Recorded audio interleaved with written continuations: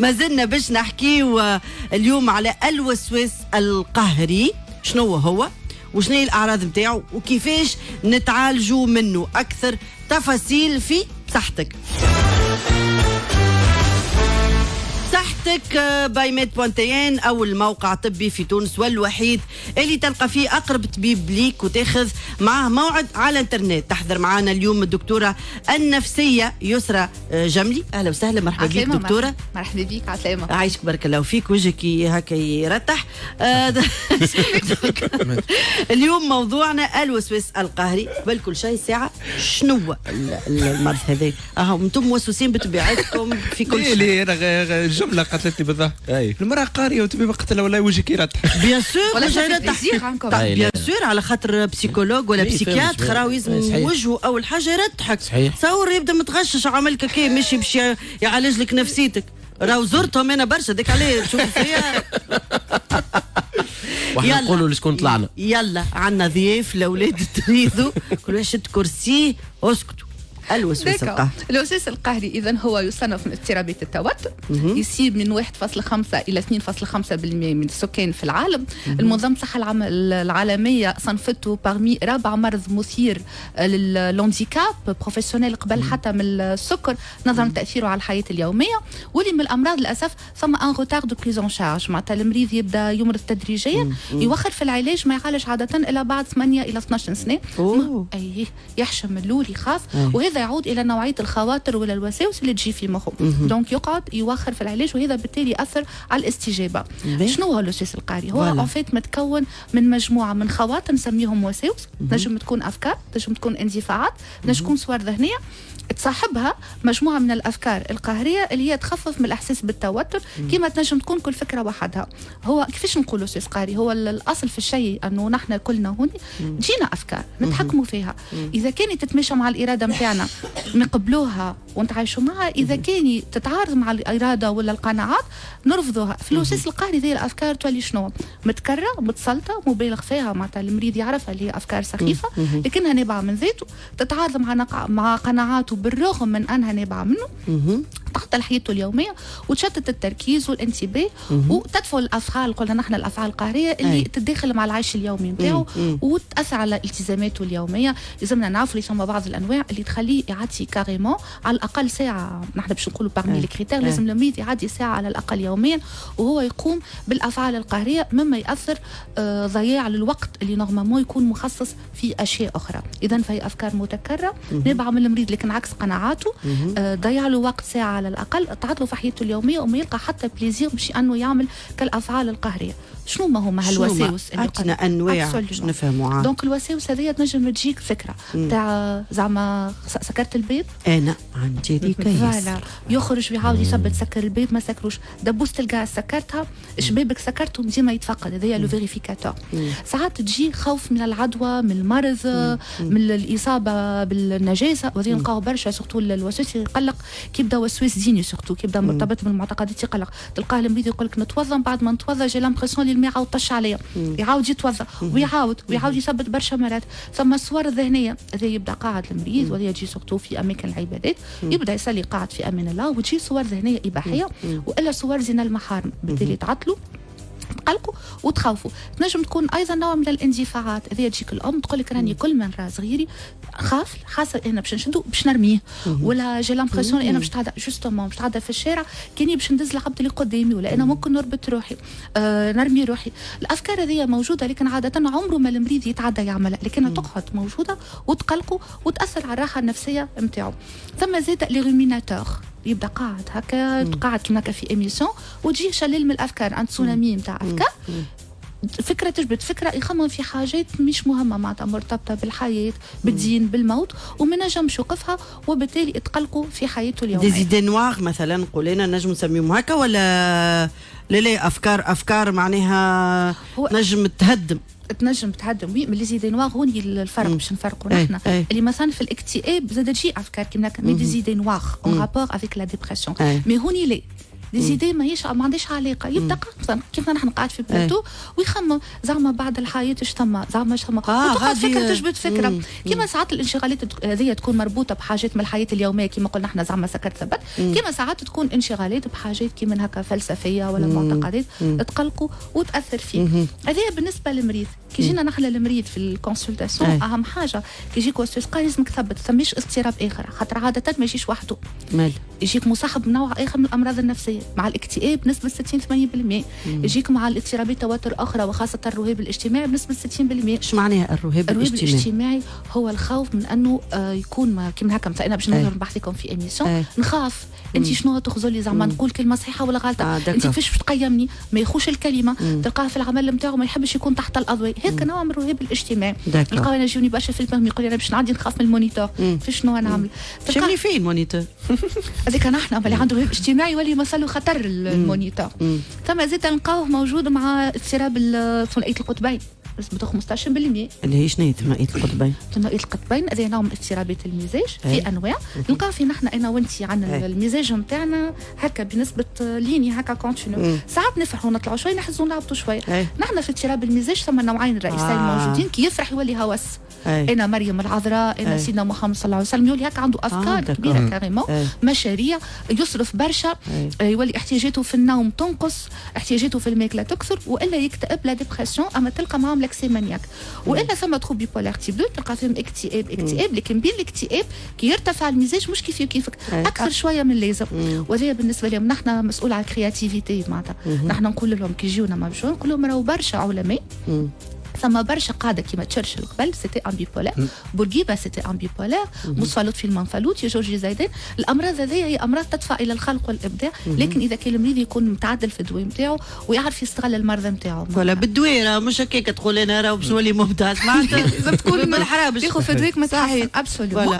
سينون ثم المرض الفصام سكيزوفريني، هذول نعرفوها سكيزوفريني عندنا منها نسكت زوز في نحن نستعملوها في الجاركون تاعنا صحيح. لا بتفديك احنا ما هي لطف مرضى ياسر غاف يبقى لي مالادي كرونيك وتقلق بالكدا بنسبه 10-15%. وساعات المريض الوسواس القهري كي يجيك لي زوبسيسيون نتاعو يبداو مش طبيعيين، مش كيما نعرفوهم، لازمك تخمم على حاجه تقول يطلع شي سي مود دونتري، قاعد يحذر ممكن في المستقبل سيتان سكيزوفرين اللي قاعد يظهر كيما هكا. هذوما حاجات لازمنا نستبعدوهم. نشوفوا زاد فماش ادمان نتاع ماده مخدره يجيك، خاطر برشا مسكنات كي يتقلق يولي يدمن على الكحول، يدمن على مواد مخدره. نشوف فماش افكار انتحاريه موجوده. هذوما لازم ونقيموا تاثير المرض هذا على الحياه نتاعو وعلى التزاماته وعلى حياته الاسريه كاريمون، خاصه شكون يولي ما عادش يخرج من الدار اي سا ريبريزونت ان هانديكاب كاريمون. ثم شكون وقت نحكي على مريض وني زاد نفرقوا سي با لا كليبتوماني. عندي مريض يقول لي كل ما نمشي للخدمه نخاف للحاجه اللي تعرضني نهزها، سي با ان كليبتومان، خاطر كليبتومان يهزها ما يرتاح لما يهزها، اما ذي ديما الى لامبرسيون لا قدر الله يهز، دونك ما عادش يحب يمشي للخدمه. ثم عندي ان باسيون زاد كل ما يرى بنته قبل يقول لي خاف نعمل له حاجه خايبه، دونك ما عادش يحب يلعب مع بنته. ايماجين علاقه بو بنته ما نجمش يلعب معها بوها، هانديكاب يولي. وشنو ما اسباب المرض هذا يا دكتور؟ يعطيك الصحه. الاسباب متعدده، اهم اسباب هو الاسباب الوراثيه. ثم استعداد جيني. الدراسات اثبتت اللي من 25-30% من المصابين بالوسواس القهري عندهم واحد من الاقارب من الدرجه الاولى معناتها يا اما الاب ولا الام مصاب بالوسواس القهري. ثم زاد الشخصيه الوسواسه القلقه مثلا نسبه 20-35%. وهوني مش اي واحد عنده شخصيه وسواسه باش يقول لي انا عندي وسواس. الشخصيه الوسواسه عندها السمات نتاعها. اليوم ناس منضبطين، ناس يحبوا الكمال والدقه، ناس عمليين صارمين في الاراء نتاعهم، وناس غير مرنين. مش بشرط هو انسان عنده وسواس قهري، لكن اذا كان هالاعراض زادت ولا تشغل حيز من التفكير وتاثر حياته اليوميه، نحن هنا نحكيو على وسواس قهري. ثم ايضا التنشئه، نحن ديما نقولوا التنشئه يا اما تصلح العوامل الوراثيه ولا تاكدها. مثلا صغير عنده ابوه مريض بالوسواس القهري، اما يعيش في عيله مثلا الام طبيعيه معناتها ينجم يعني يمارس كل شيء من غير ما تكون هي موسوسه صفا. اما اذا كان المليو اللي تربى فيه اغسل يدك برشا مرات تنظف، فانا نحن بالطفل هذاك باش نطلعوه عنده وسواس قهري. ايضا كي ربيو صغار خلي غادي ياكل كيف ما جاي يمسك في مريول، شنو المشكله؟ فوالا ثم انتيبيوتيك من بعد كان كلي ولا كليك ولا ما نعرف خليهم كنا ناكلوا التراب احنا قبل. انتوا ليه انتم حاجه اخرى شويه ترى يا فورش ديك التراب بالله وسواس قهري اللي عندي والله. بالله لازم تمشي تعالج انت دكتوره بالله باش تخرج تهز معاك باش تعمل عليك واحد كامل دراسه. دونك الصغير ما نكثروش عليه، ما نكثروش عليه، ونعطيوه مساحه من الحريه، ونعطيوه شويه مرونه نفسيه. وثم زاده ضغوطات الحياه والعوامل الاجتماعيه. من برمي العوامل الاجتماعيه مثلا نجم واحد تربى في ميليو كلهم وسواس قهري، لكن كي كبر دور النموذج والمحفز معناتها كيما يكون استاذ ولا معلم ولا جار ولا قريب يحب يقلده، ذيك عنده اهميه كبيره. والا هو تربى في اسره اباه لكن عنده مثلا يقرا في قسم عند استاذ ديما اوبسيسيونيل، دونك ينجم نحن باغ ابرونتيساج يتعلم ويتبنى السلوك هذاك. هذه العوامل بخلاصه وبصفه عامه تؤدي للوسواس القهري. وعوامل المخطره العوامل المخطره في العلاج. العامل المخطر اهم حاجه كل ما يبدا بكري. انا بكي ما قلتلكش اللي هو يبدا بين 20 و 30 سنه، لكن عاده يبدا خاصه قبل 25 سنه، وبالنسبه للرجال يبدا بكري. كل ما يبدا الوسواس القهري بكري كل ما يكون هذاك عامل سيء في التطور مرض وفي العلاج نتاعو. ثم لو روتار دو بريزون شارج قلنا بكري من 8 ل 12 سنه باش يعدي. كل ما يوخر خايب، كل ما يكون ما عندوش ان بون سوتيان. نحن في حياتنا محتاجين مجموعه من المحافزين، الاصدقاء اللي عنا فيهم ثقه يعاونونا في الامراض يكونوا هوني موجودين. كل ما يكون انسان يفتقدهم كل ما يكون يمرض ما يلقاش الاحاطه، وخاصه في الوسواس القهري. اذا كان المرض جاي وحده من غير اسباب ادت الى ظهوره وحده، كان ساعات ضغوطات حياه تؤدي الوسواس القهري، هذاك تسمى فاكتور دو بون برونوستيك. اذا كان ثم ادمان ماده مخدره زاد ادمان ماده يقلق في البرونوستيك. اذا كان ثم اضطراب في الشخصيه موجود، هذه كلها عوامل تؤدي انه المريض هذايا كي يجيك تعرف اللي هو ماهوش يستجيب للعلاج بسرعه كما اي مريض. وهوني راه في العلاج نعرفوا اللي هو من اضطرابات التوتر فعلا، لكنه من اصعب انا اسميه من اخيب اضطرابات التوتر، يستحق جرعات اكثر من الجرعات الاخرى، مده علاج اطول، معناتها حتى مده تقييم العلاج اطول، ونسبه الغشوت بعد ما يتقص الدواء الثلثي المرضى يعاودوا يمرضوا. هي مرض مزمن جوستومون، وحتى بالدواء 50 الى 60 كهو بالمرضى ثم استجابه. نلقاو برشا 40% نسميو نحن دي ريزيستون. تعطي لونتي ديبريسور الاولاني تستناك 12 جمعه، وتعطي دوز اوبتيمال اقوى من الدوزات الاخرين، بعد تبدل ما يتحسنش، تعطي معاه العلاج السلوكي المعرفي بمعدل حصتين في الاسبوع لمده 6 ل 12 شهر. ما ثماش تحسن، وقتها نجم نقولوا سي ان توك ريزيستون، وبالفعل يشكل ان هانديكاب. وهوني نحن مش بدنا على العلاج، خلينا نحكيو على انواع العلاج. ماذا بيا اول حاجه زيد كيفاش يشخص المريض المرض هذا نتاعو، معناها كيفاش يفيق بيه بكري. خاطر انا مثلا تقول لي تحكي تسكير الباب ولا شبابك ولا حاجه نجم نرجع لها، معناها انا عندي فيها الحكايه هذه.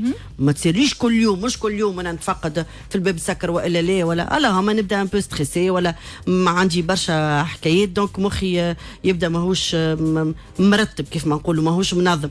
اسكو السيمتوم هذا ينجم يخليني نقول خليني نشوف روحي اسكو عندي الوسواس القهري ولا لا؟ باش نحكيو زاد على الكوفيد، كونتكست كوفيد، خاطر نحن في كونتكست كوفيد كلنا ولينا تحب ولا تكاد تقول عندنا وسواس قهري، عندنا بوغنجه ما عادش قابلتنا بالكل ديجا، ونعقموا برشا ولينا خايفين.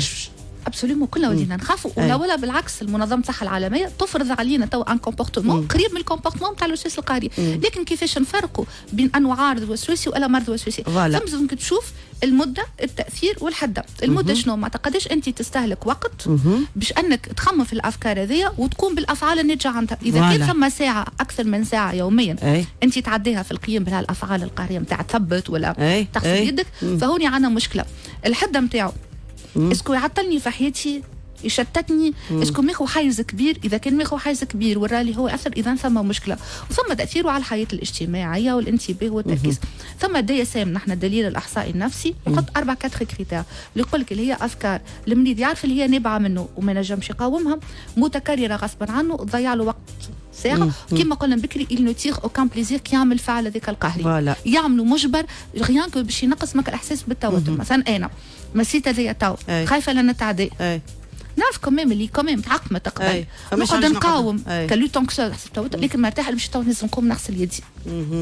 هكاك هو الوسواس فوالا القهري. دي جيست هما يظهروا بساط اما لكن هما ريالمون فما حاجه أي سوجاسونت في العلاج تو. في العلاج نوعين، وهون يا ريت العباد اللي يسمعونا يفهموا اللي في الوسواس القهري لابد من العلاج الكيميائي، خاطر يجيني يقول لي علاج سلوكي معرفي، لابد من العلاج الكيميائي اللي هما دويات يعني اللي هو الادويه الانتقائيه المضاده نتاع السيروتونين. علاش؟ خاطر انا بكي ما قلتلكش ثم كيميائيات الدماغ، ثم مستوى منخفض من السيروتونين مسؤول على الوسواس القهري. دونك الادويه هي تعوض هالنقص نتاع السيروتونين وبالتالي تعالج المريض. الادويه قلنا العلاج من عام الى عامين، لكن الحق في المجمل ديما عامين. ياخذ دي دوز دوبل نتاع لي دوز نعطيوهم الاخرين، وباش نقيموا نحن التحسن نتاع المريض ثم اون ايشيل نستعملوها باش نقيموا ثم نسبة تحسن باش نقولوا المريض تحسن، ولكن نجم نقيم الدواء نقول الدواء يعطي مفعول كان من 2 إلى 3. نبدا في العلاج تحسن بنسبة تحت الدواء ب 50-60% مع احتمال انتكاسات بنسبة ثلثين كي قصان الدواء. نزيدوها العلاج السلوكي المعرفي اللي هو العلاج السلوكي شنو؟ هو أن نقوم بتصحيح أخطاء التفكير. فوالا اللي تؤدي للافكار القهريه هذيا وتؤدي للانفعالات ناتجه عنها، خاطر نحن ديما شو نقولوا اي انفعال هو ناتج على فكره، اذا لابد من تصحيح الافكار. وهو لازم يكون عندك درايه شامله، على خاطر المرضى اللي يجيك المريض باش يحكي لك واخي بالمرضى الصعاب اللي كيجيبش نقشهم من ناحيه دينيه، خاطر يتقلقوا بالكدا لي زوبسيسيون ريليجيوز من لي زوبسيسيون الخايبين، لي زوبسيسيون سيكسوال يقلقوا، لي زوبسيسيون اغريسيف. هذوما ثلاثه انت بالي باش ناقش يقول لك راني باش نقتل بنتي يا دكتور معناتها فسلي، لازمك تعلقه عندك باش تقنعه. شو تعمل؟ هو لازم كي يجيك المريض تفسر له الحاله، شطر العلاج هي المعرفه، يفهم المرضى عنده، يفهم لي بوسيبيتي ثيرابوتيك باش ما يكونش بعد عنده توقعات اعلى شويه من اللي انا ممكن نوفره له انا والعلاج نتاعي.